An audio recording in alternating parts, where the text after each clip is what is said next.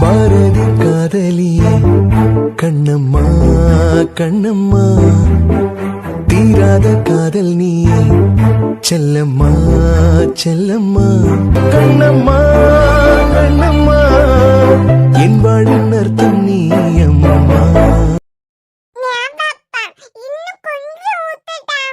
உனக்கு அப்பாக்கு இது பார்த்தாது இன்னும் வேணும்னு தோணுச்சுன்னா இன்னும் எடுத்து வை. நல்லா ஊத்துவேன். ஏன் டென்ஷன் ஆயிட்டா? அப்புறம் உங்களுக்கு சட்னி தான் பிடிக்கும், அதான் எடுத்து வச்சிருக்கேன். அதுக்கு அப்புறமா சாம்பாரை ஊத்திட்டே இருக்கா. இங்க பாரு, நீ ஊத்தி கிழிச்சதெல்லாம் போதும். இதுக்கு மேல அவ தட்டுக்கு சாம்பார் எடுத்து வச்சா நீ வச்சிருக்க கரண்டியாலே ஒன்னு அடிப்பேன். ஆமா நான் பாவம் தான். உனக்கு எவ்வளவு வைக்கணும்னு தோணுதோ அது வைச்சலாம். நீ சாம்பார் எடுத்து வச்சுட்டே இருந்தான்னு வச்சுக்கோ, நீ எடுத்து வச்சுட்டேங்கிறதுக்காக அவர் கஷ்டப்பட்டு சாப்பிடுவாரு. கஷ்டப்பட்டு சாப்பிடுவாருடி, ஏன்னா அப்பாக்கு சட்னி தான் பிடிக்கும். சாம்பார் கௌரி பாட்டிக்கு சாம்பார் தான் பிடிக்கும், ஆதி சித்தப்பாக்கு சாம்பார் தான் பிடிக்கும். அம்மா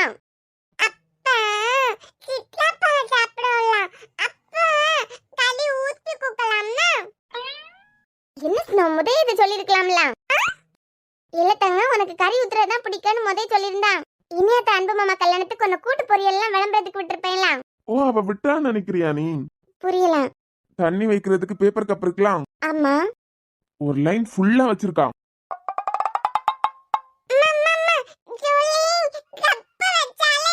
என்ன அந்த கூட்டத்துல ஏதோ எலிக்குட்டின்னு யாரையுமே பிடிச்சி தள்ளி விடலையா? கடைசியில தான் மது, அன்பினியா எல்லாம் சாப்பிட்டு முடிஞ்சதுக்கு பிறகு கூட்டமா இல்ல அப்ப நான் கறி ஊத்தட்டா அப்ப நான் கறி ஊத்தட்டான்னு என் காலையே புடிச்சு வந்துட்டு இருந்தான். சரின்னு தண்ணி கப்ப கொடுத்துட்டு அதுக்கு பின்னாடி நானும் தண்ணி எடுத்துட்டு போயிருக்கேன். நல்ல அப்பா நல்ல பொண்ணு. இடி கல்யாண வீட்டுல யாராவது ஒண்ணு மிதிச்சு போட்டிருந்தா என்ன பண்ணிருப்பேன்? கஷ்டம். இந்த பல்ல எல்லாம் காட்டிட்டு இருக்காம நீ வா, நான் உனக்கு இட்லி எடுத்து வைக்கிறேன். மித்ரன் அடங் வாங்க சாம். என்ன இந்த பக்கம் எல்லாம் வந்திருக்கீங்க? அப்புறம் உங்க ஃப்ரெண்டு கல்யாணத்துக்கு இன்னைக்கு லீவு தான் போலாம்? ஐயோ அப்படியெல்லாம் இல்ல, உங்களை பார்த்து கொஞ்சம் பேச வேண்டியது இருக்கு. அதுக்கப்புறம் ஆபீஸ் கிளம்பிடணும். ஏன்னா இன்னும் 1 வீக்குக்கு அன்பும் கம்பெனி பக்கம் வர மாதிரி இல்ல. இனியாவா இல்ல, எப்படி என்னைக்கு ஆகாஷம் வர மாட்டான். சோ கம்பெனியும் பாத்துக்கணும், சைட்டையும் பாக்கணும்ல. ஆக என்ன பார்த்து பேசுறதுக்காக தான் இவ்வளவு தூரம். நீங்க பிஸியா இருந்தீங்கன்னா அப்புறமா கூட வந்துக்கிறேன். உட்காருங்க பேசலாம். மது சாமி இங்க இருந்தே சாப்பிட்டுட்டோம், இட்லி எடுத்துட்டு வாங்க. ஐயோ இல்ல மித்ரன், நான் வீட்டுக்கு கிளம்பின உடனே நான் வீட்டுல போய் சாப்பிட்டுக்கிறேன். அடா இன்னும் சாப்பிடல எல்லாம், உட்காருங்க சாப்பிட்டுட்டே போலாம். இல்ல டாக்டரே, அதெல்லாம் ஒண்ணும் வேண்டாம். முதல்ல என் வீட்டுக்கு என்ன தேடி வந்திருக்கீங்க, உங்களை சாப்பிட வைக்காம விட்டுருவேனா?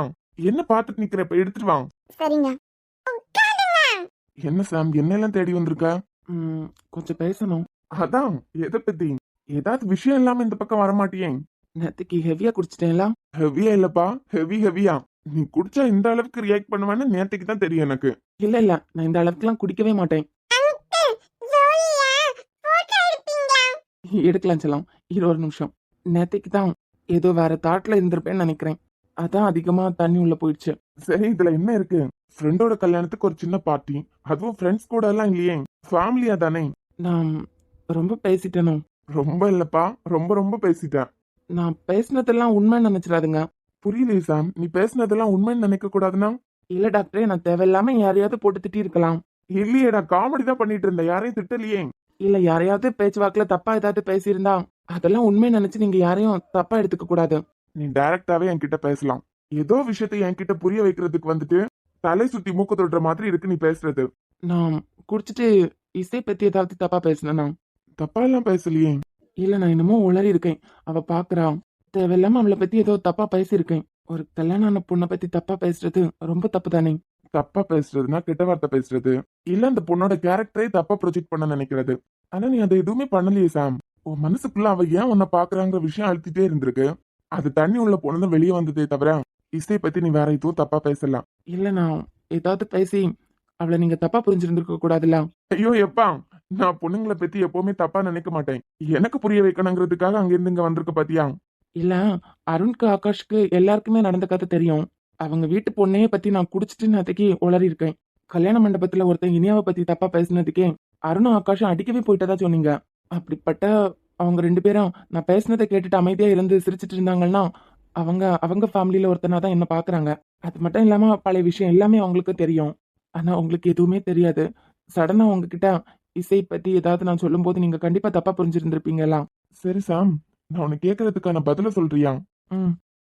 ஒருத்தங்களை நமக்கு பிடிக்கணும்னா இந்த காரணம் தான் இருக்கணும்னு இல்ல. ஆனா நீ அன்போட ஃப்ரெண்டு. சின்ன வயசுல இந்த வீட்டுக்கு வந்துட்டு போயிருக்கவன். எப்படி உனக்கு ஃப்ரெண்டோட தங்கச்சியை லவ் பண்ணணும்னு தோணுச்சு? இல்ல நான் தப்பான அர்த்தத்துல கேட்கல, சும்மா தான் கேட்கறேன் தெரிஞ்சுக்கிறதுக்காக. ஊர்ல இருக்க பொண்ணுங்களையே தப்பா பாக்குறதோ தப்பா பேசுறதோ எனக்கு பிடிக்காது. இதுல என் ஃப்ரெண்டு தங்கச்சி மேலேயே எனக்கு ஆசை வந்திருக்க போகுது. அப்புறம் எப்படி? இசைக்கு தான் புடிச்சு என்கிட்ட வந்து ப்ரப்போஸ் பண்ணிட்டே இருந்தா. சோ இசைக்கு என்ன பிடிக்குதுன்னு சொல்றா. இதுக்கு மேல நான் இங்க வீட்டுக்கு வர்றது சரியில்லைன்னு அன்புகிட்ட டைரக்டா போய் சொல்லிட்டேன். அட பாவி. அப்புறம் இசைக்கு உன்னை விட நல்லவனா என்னால பார்க்க முடியுமா அப்படின்னு அவனுக்கும் ஓகே. யாருமே அகைன்ஸ்டா இருக்கல. அந்த வீட்ல எல்லாருமே சம்மதிச்சிட்டாங்க. யாருமே இசையோட செலெக்ஷன் தப்புங்கிற மாதிரியும் பேசல. அந்த வீட்ல தாத்தால இருந்து சின்ன குழந்தை நிலாக்ஷா வரைக்கும் என்ன ரொம்ப பிடிக்கும். ஸ்னோலிக்கா சாம பிடிக்குமா? அப்புறம் என்னாச்சு? அப்புறம் என்ன அவ்வளவுதான். அவளா பிடிச்சிருக்குன்னு சொன்னான். வீட்ல எல்லாரும் சம்மதிச்சாங்க. அந்த டைம்ல அவளும் சின்ன பொண்ணு. கிட்டத்தட்ட நானும் அப்பதான் படிச்சு முடிச்சிருந்தேன். ஏசாம், நான் கேக்குறேன் தப்பா எடுத்துக்காத. உன்கிட்ட அந்த பொண்ணு இருக்கும்போது நிறைய ரூல்ஸ் எல்லாம் போடுவியா? ஐ மீன் நான் என்ன சொல்றேன்னா, இவங்க கிட்ட பேசக்கூடாது, இந்த மாதிரி தான் ட்ரெஸ் பண்ணணும் அப்படின்னு எல்லாம் ஸ்ட்ரிக்டா நிறைய பேர் இருப்பாங்க எல்லாம். ஒருவேளை அந்த மாதிரி இருந்திருந்தேன்னா உன்னை ரிஜெக்ட் பண்றதுக்கும் கண்டிப்பா 3 மாசத்துக்கு முன்னமே இசை இவன் வேண்டாங்கிற அளவுக்கு மனசளவுல முடிவெடுத்துட்டு தான் சடனா அதை வெளிப்படுத்தி இருப்பா. ஒரு வாரத்துல எல்லாம் ஒரு பொண்ணால மனசை மாத்திக்க முடியாது. மனசளவுல 6 மாசம் 3 மாசத்துக்கு முன்னமே இவன் வேண்டான்னு மனசளவுல முடிவெடுத்து இருந்திருக்கணும். வாழ்றது ஒரு வாழ்க்கை. அதை நமக்கு பிடிச்ச மாதிரி வாழணும். சோ அவ வாழ்க்கையா அவளுக்கு பிடிச்ச மாதிரி தான் வாழணும்னு ஆசைப்பட்டனே தவிர எந்த இடத்துல என் ஆசையெல்லாம் அவ மேல திணிச்சதே இல்ல. சந்தோஷமா தான் இருந்தா. சடனா என்னென்னமோ என்ன வெறுக்கிற மாதிரி பாயிண்ட் எடுத்து வச்சுட்டா. மித்ரன் எனக்கு கோவமா கூட பேச தெரியாது. விளையாட்டுத்தனமா ஏதாவது அவ பண்ணா கூட நான் கத்துனது கூட கிடையாது. என்னமோ இதுல கூட விளையாடணுமா அப்படின்னு தான் கேட்டிருக்கேனே தவிர என்னமோ ஏதோ ஒரு விஷயத்துல வெறுத்திருப்பா. ஒருவேளை பொண்ணுங்களுக்கு ஆரம்பத்துல சாஃப்ட் கேரக்டர் பிடிச்சாலும் அதுக்கப்புறம் லைஃப்னு வரும்போது இவன் நமக்கு ஒத்து வர மாட்டான்னு தோணுமோ என்னமோ.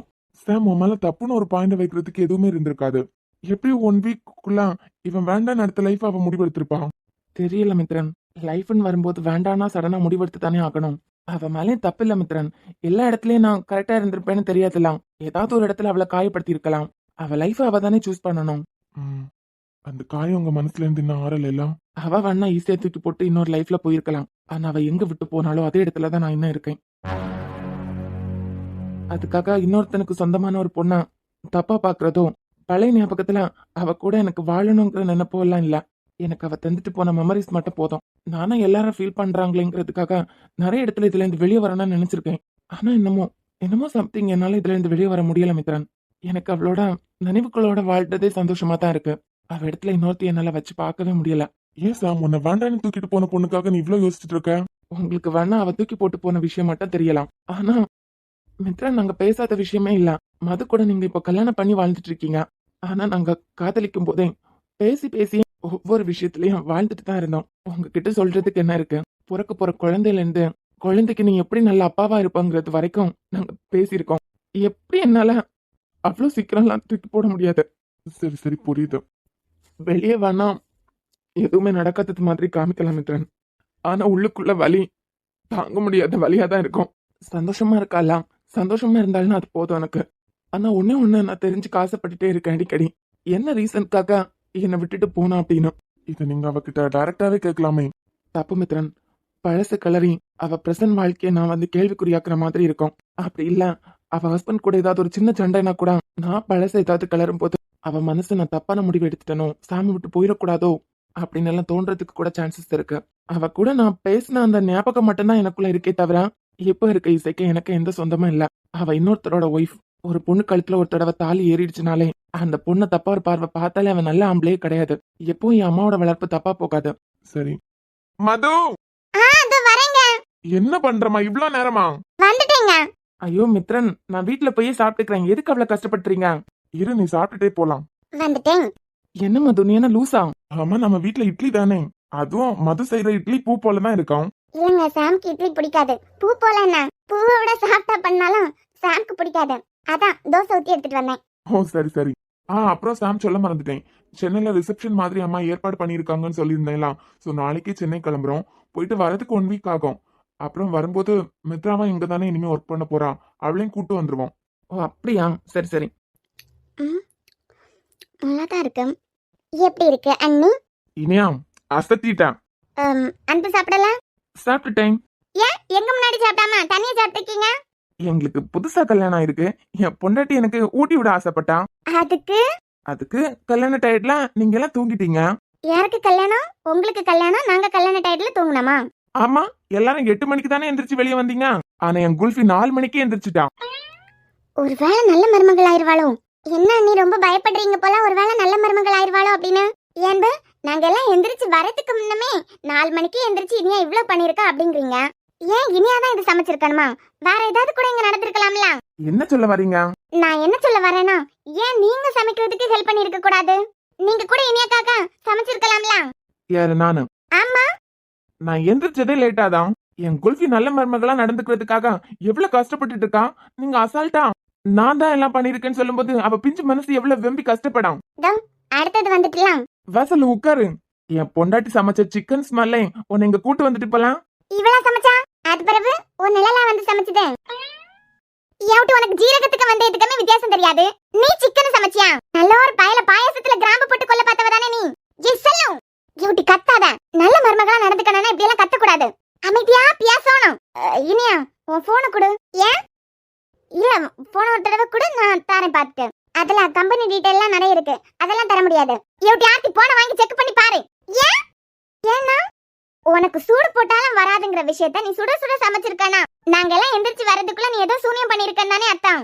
ஹலோ, யார பார்த்து என்ன வார்த்தை பேசுறீங்க? எவட்டி அந்த பெண்ணுகிட்ட பேசிக்கிட்டே இருக்காம போனை வாங்கி மீசைல ஆர்டர் பண்ணிருக்காளா இல்ல அமேசான் கார்ட்ல ஆர்டர் பண்ணிருக்காளான்னு பாரு. எந்த மீசைல? அதான் எனக்கு எங்களுக்கு தேவைன்னா போன்லயே ஒரு ஆப் இருக்குமே, அந்த ஆப்ல 2 தட்டு தட்டுனா நமக்கு என்னெல்லாம் தேவைங்கிறது வருமே. நம்ம எல்லாம் எந்திரிச்சு வரதுக்கு முன்னமே எல்லாம் ரெடியா இருக்குன்னா அந்த மீச ஆப் இருக்கு கண்டியா, அந்த ஆப்ல இருந்து தான் இவ என்னமோ ஆர்டரை போட்டு இங்க எல்லாத்தையும் எடுத்து பரப்பி வச்சிருக்கான். செல்லும், நான் மறுபடியும் சொல்றேன், உன் பெல்ல மண்டே உடைச்சாலும் உடைச்சிருவேன். செல்லும், என்ன ஆப் சொன்னீங்க? மீசான்னு சொல்லிக்கிட்டு ஒரு ஆப் இருக்கலாம். ஆமா, மீஸ் ஆப்புக்கு ப்ரோக்ராம் போட்டதே செல்லுதான். ஆமா, உன் பொண்டாட்டி போன வாங்கி என் பேரனுக்கிட்டே அந்த ஆர்த்தி பண்ணிக்கிட்டே கூட பார்க்கலாம். அவ என்னென்ன வெரைட்டியா அங்க ஆர்டர் போட்டிருக்கான்னு நாங்க பாக்கோம். செல்லும், நான் எல்லாம் எதுவும் ஆர்டர் போடல. பண்ண நீங்க என்னத்துக்கு இப்படி வாய்ப்பளந்து பாத்துக்கிட்டு இருக்க? இல்ல, மீசா ஆப்னு என்னமோ சொன்னியே செல்லும், அத பத்தி தான் யோசிச்சுட்டு இருக்கேன். அண்ணி மீச இல்ல மீஷோ.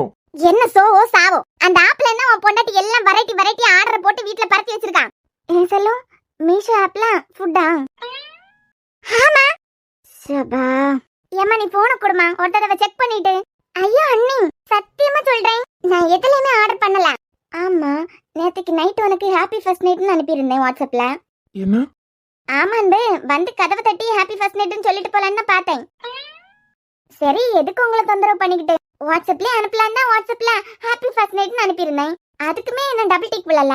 அப்ப இன்னும் நெட் ஆன் பண்ணல. ஒருவேளை உங்க போன்ல ஆர்டர் பண்ணிருக்காளோ? ஆக மொத்தம் நேத்துக்கு எங்களுக்கு நடந்த ஃபர்ஸ்ட் நைட்ல எவ்வளவு வில்லத்தனம் நடந்திருக்கு. ஒருவேளை இந்த ஆர்த்திய நேத்துக்கு இங்க டோரை தட்டி நான் செஞ்சு முடிக்க வேண்டிய கடமை ஒண்ணு இருக்குன்னு ஐயோ ஹாப்பி ஃபர்ஸ்ட் நைட்னு சொல்ல வந்திருந்தா எங்க நிலைமை என்ன ஆயிருந்திருக்கோம்? அது எப்படி நீ உன்னால இவ்வளவு அழகா சமைக்க முடியும்? அதுக்கு நீங்க 4 மணிக்கு எந்திரிச்சிருக்கணும். ஆமா, நைட்டு நீங்க இந்த வேலையை பார்க்கலையா? என்ன? இல்ல, தூங்காம காலையில 4 மணிக்கு வெளியே வந்திருந்தீங்கன்னா ஓகே, நல்லா தூங்கிட்டு தான் காலையில 4 மணிக்கு எந்திரிச்சிருப்பியோ அப்படின்னு கேட்டேன். ரொம்ப ஆராய்ச்சி பண்ணாதுங்க, உடம்புக்கு நல்லதில்ல. எப்படியும் என் குல்ஃபி கோலம் போட்டு சமைச்சு நல்ல மருமகளா நடந்துக்கிட்டான். ஒரு துண்டு சிக்கனை சமைச்சு போட்டுக்கிட்டா உன் பொண்டாட்டி நல்ல மருமகனெல்லாம் இல்ல. வீட்டுல உள்ள வயசு காலங்களை உழுது உழுது கவனிக்கணும். நீ விழு செல்லு, நான் கவனிக்கிறேன். என்னது, நான் உழணுமா? பரவே, நீ தானே சொன்ன விழுந்து விழுந்து கவனிக்கணும் அப்படின்னு. நீ விழு, நான் கவனிச்சுட்டு போறேன். விழுறதுல உனக்கு கஷ்டம்னா நீ சொல்ல. நீ நடக்கிற பாதையில வாழைப்பழ தோலை தூக்கி போட்டோம் இல்ல எண்ணெய் ஊத்தி வச்சோ உன்னை விழ வைக்கிறேன். நீ விழுந்து கிடக்கும் போது அப்படியே ஒரு சுத்தி சுத்தி கவனிச்சுட்டு போறேன். எப்படி வசதி உனக்கு? ஏன் உன் பொண்டாட்டி நீ கொலை பண்றதுக்கு ஐடியா பண்ணிக்கிட்டு இருக்கா? நீ உன் பல்ல காமிச்சிட்டு இருக்க. செல்லும், நீ தான் விழுந்து விழுந்து கவனிக்க சொன்ன. நீ விழு கவனிக்கிறேன்னு அவ சொல்லிட்டாலாம். நீ ஆச்சு அவளாச்சும், இதுல எல்லாம் என்ன இழுக்க கூடாது. உன் பொண்டாட்டி நல்ல மருமகளா நடப்பா போலதான் இருக்கு. நீ ஒன்னும் வருத்தப்படாத செல்லும். நாளைக்கே பழத்தோல் வலிக்கு கீழே விழுந்தாலும் இல்ல என்ன வலிக்கு கீழே விழுந்தாலும் நான் தான் உன்னை கவனிப்பேன். இந்த வீட்ல இனிமே என் உயிருக்கு உத்தரவாதமே இல்ல. இந்த கிழவன்கிட்ட முதல்ல சொல்லி வைக்கணும். ஒருவேளை நான் ஏதாவது கீழே விழுந்தா அதுக்கு இந்த பெண்ணு தான் காரணம் அப்படின்னு. அப்பதான் செல்லும் நான் தான் உன்னை முத கவனிப்பேன். ஆமா, இந்த சிக்கன்ல நீ சாம்பார் பொடி போட்டியா இல்ல இறைச்சி மசாலா போட்டியா? என்ன என்னைய மடக்க பாக்கலான்னு பாக்குறீங்களா? சிக்கன் பொடியா சாம்பார் பொடியான்னு கேட்டா நான் அலாட் ஆயிருவேன் தெரிஞ்சுட்டு சாம்பார் பொடியா இறைச்சி மசாலாவான்னு கேக்குறீங்களா? இல்ல சாம்பார் பொடி ஸ்மெல் மாதிரி இருந்து அதான் கேட்டேன். சிக்கன் பொடி தான் போட்டிருக்கேன். நல்லா மூக்கு முட்டை சாப்பிட்டுட்டு மதியம் வாங்க, லஞ்ச் ரெடி பண்ணி வைக்கிறேன். லஞ்சு ரெடி பண்ணி வைக்க போறியா? ஏனியா லஞ்சுக்கு என்ன பண்ண போற? சொல்லு. நான் வர அவ கிச்சனே கதி நல்ல மருமகளா நடந்துக்கணும்னு ரூம் பக்கமே வராம போயிருவாளோன்னு பதட்டத்துல இருக்கேன். இது வாரேன். சொல்லு இனியா. அதெல்லாம் சொல்ல மாட்டேன். அந்த டைம்ல எனக்கு என்ன தோணுதோ அதை சமைச்சிருவேன். ஏ குல்ஃபி, நீதான் காலையில நல்ல மருமகள்னு ப்ரூஃப் பண்ணிட்டியே. மதியானம் வேற யாராவது ப்ரூஃப் பண்ணிட்டு போட்டு மத்தவங்களுக்கு வாய்ப்பு கொடுக்கணும்ல செல்லம். அதுக்கு உன் புருஷனா சாப்பிட்டாச்சு. இனிமே நமக்கு என்ன வேலை இங்க? நம்ம கிளம்பலாம். அவருக்கு அவர் பிரச்சனை. எனக்கு சாம்பார் பொடிக்கும் சிக்கன் பொடிக்குமே இவளுக்கு வித்தியாசம் தெரியாது. இவன் எப்படி இவ்வளோ அழகா டேஸ்டா சமைச்சிருப்பா? இதுக்கு பின்னாடி என்னமோ ஒண்ணு இருக்கு, கண்டுபிடிக்கிறேன். ஏன் இங்க பாரு குல்ஃபி, மதியம் சமைக்கிறதெல்லாம் ஆர்த்தியோட பொறுப்போ இல்ல அம்மா அத்தை யாராவது பொறுப்பெடுத்துக்கட்டும். ஏன் அவங்க எல்லாரும் கூட இந்த வீட்டுக்கு மருமக தானே? எங்க அம்மாவை விடு, எல்லாருமே இந்த வீட்டுக்கு மருமக தானே. எல்லாருக்கும் ஒரு ஒரு சான்ஸ் கொடுப்போம் நம்ம. ஏங்க நேத்துக்கு தான் நமக்கு கல்யாணம் ஆயிருக்கு. இன்னைக்கு ஃபுல்லாவே என்னோட சான்ஸ் தான். என்னது இன்னைக்கு ஃபுல்லா இவ சமைக்க போறாளாம்? இனியா நீ இவ்ளோ ஆசைப்படுறல, அப்ப ஒரு வாரத்துக்கு நீயே கண்டினியூ பண்ணிரு. ஹலோ, எனக்கு ஒரு வாரம் தான் வீட்டுல இருக்க முடியும். இருங்க, யார் உங்களை வெளியே போக சொன்னது?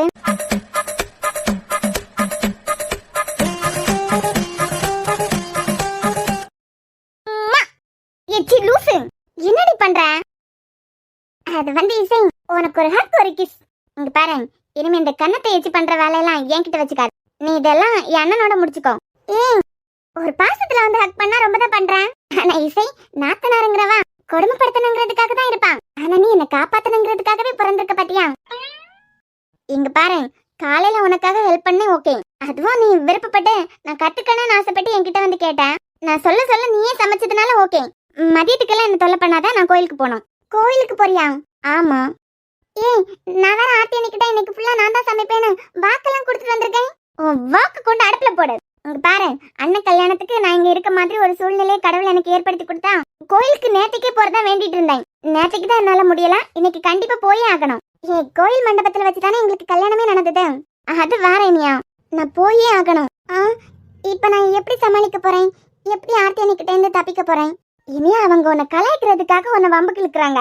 நேற்றுக்கு தான் கல்யாணம் ஆயிருக்கு, நீ முத நாளே கிச்சனை போட்டு உருட்டிட்டு இருக்காத. இப்ப நான் எப்படி தப்பிக்க? ரூம்குள்ள போய் ரூம் லாக் பண்ணிரு. ஆர்த்தி அண்ணி என்ன எவ்வளோ உன்னை தொல்லை பண்ண மாட்டாங்க அப்படிங்கிறேன். அப்படியேதான். அது சரி, நீ எப்படி இவ்வளவு டேஸ்டா சமைக்க கத்துக்கிட்ட? ஒரு வருஷம் தனியா போயிரு, அப்ப நீயும் கத்துப்ப. ஓ ஆமா, நீ இப்ப தனியா இருந்த? உன் ஹஸ்பண்ட் கூட தானே இருந்த? சமைக்கிறது நான் தானே. ஓ அப்போ நானும் சமையல் கத்துக்கணும்னா அன்பு கூட்டு தனியா போக்கணும்னு சொல்ல வரியா? அடியே, நீ போற போக்கு பார்த்தா அண்ணனை கூட்டிட்டு தனி குடுத்தன போயிட்டு நான் தான் கூட்டு போ சொன்னேன்னு சொன்னாலும் சொல்லிருவ போல இருக்கு. நீ தானே சொன்ன தனியா இருந்தாதான் சமையல் கத்துக்க முடியும் அப்படின்னு. எம்ம தாயே, நீ கூட்டத்தோட இருந்தே கத்துக்கோ. சரி, நீ என்னைக்கு கிளம்புற? ஏன் என் மேல ரொம்ப பாசமா?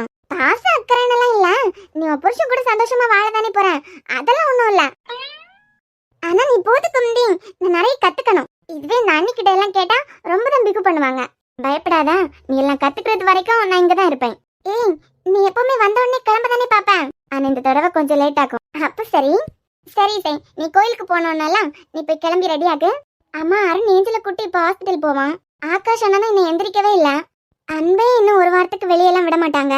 இல்ல சாம் ஏதோ டாக்குமெண்ட் வாங்குறதுக்காக இங்க வருவானா, வந்துட்டு போகும்போது கோயில இறக்கி விடுறதா சொல்லியிருக்கான். ஓ அப்படியா, சரி சரி. ஏனியா, சாம் என்ன கோயிலுக்கு கூட்டு போறதா நான் சொல்றேன். முகத்துல கூட சின்னதா ஒரு மாற்றம் வரல. இப்பவே இசை, நீ சாம பக்கத்துல நின்னீங்கன்னா உங்க ஜோடி பொறுத்த அவ்வளோ அழகா இருக்கு. இதை விட்டுட்டு நீ எதுக்காக வேற லைஃபை சூஸ் பண்ணன்னு எனக்கு தெரியல. அப்புறம் இசை, சாம் ரொம்ப நல்லவன். அவனுக்கு நம்ம கஷ்டத்தை கொடுத்தா கூட அவனுக்கு பழி வாங்குறதுக்கெல்லாம் தெரியாது. ரொம்ப பாவண்டி. சாம் இடத்துல வேற யாராவது இருந்திருந்தாங்கன்னா உன்னை யாருமே அவன் கூட அனுப்ப மாட்டோம். ஆனா சாம்க்கு கெட்டது நினைக்கிறவங்களுக்கும் நல்லது பண்றது தான் தெரியும். என்னதான் அன்பு நல்ல கேரக்டராகவே இருந்தாலும் சட்டுன்னு கோவம் வந்துடும். சாமால யார் மேலேயும் கோவப்படுறதுக்கு கூட தெரியாது.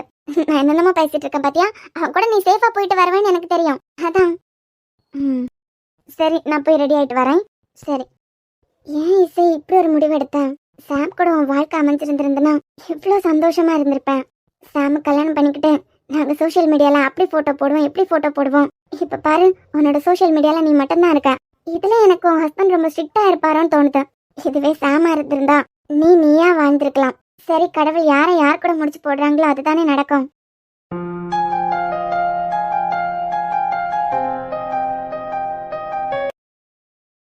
கொலுசு மணி போல நான் சினுங்கி சினுங்கிய கிடக்க என் வயசு பதநீரு நீ கலந்து கலந்து தேன் குடிக்க நீ அள்ளி அணைக்க நான் கிள்ளி கொடுக்க அடி மொத்தத்துல தூக்கங்கட்டு கண்ணு செவக்க. எனக்கு டைம் ஆகுது. ரெடி போலாம். கோயிலுக்கு தானே போறேன். ஆமா ஏதோ கல்யாண வீட்டுக்கு போற மாதிரி ரெடியா இருக்கா? கோயிலுக்கு தாண்டா போறேன். ஆனா போக போறது உன் கூட. உனக்கு ஈக்குவலா நானும் இருக்க வேண்டாம்? என்ன? இல்ல சாம் சும்மாதான். யூஎஸ்ல சாரி எல்லாம் கட்ட மாட்டேன்ல, அதான் ஆசையா இருந்துச்சு. அதுக்கு எதுக்கு இவ்ளோ ஜுவல்? இப்ப என்ன கழட்டி வச்சுட்டு வரணுமா? உன் ஜுவல்ஸ் நீ போட்டிருக்க, எனக்கு என்ன? சரி வா, எனக்கு டைம் ஆகுது. ம் ஜுவல் நீ போட்டிருக்க, எனக்கு என்ன? என் அழகு.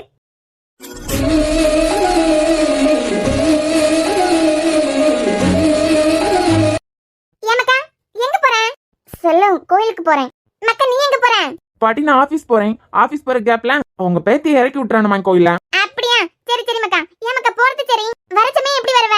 நான் வந்துருவேன் பாட்டி. தனியா வா. போகும்போதே அருணத்தானும் ஃப்ரீயா இல்ல, ஆகாஷத்தானும் ஃப்ரீயா இல்ல. அதனால நான் நடந்து போகணும்னு தான் நினைச்சிருந்தேன். ஆனா அருணத்தான் தான் சாமி அந்த வழியா தானே போவேன். சரி சரி, ஆனா ஆட்டோல வரும்போது கூட கேர்ஃபுல்லா வாங்க.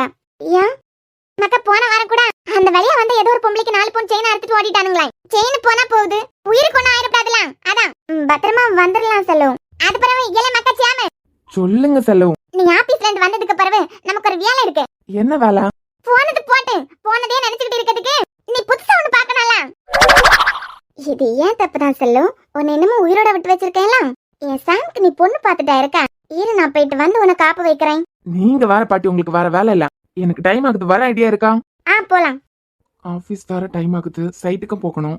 இந்த வீட்ல எல்லாருமே பழைய விஷயம் எல்லாம் தெரிஞ்சிருந்தாலும் என் கூட இவளை நம்பி அனுப்புறாங்க. எப்படி இறக்கி விட்டுட்டு அப்படியே என் பாட்டுக்கு போக முடியும்?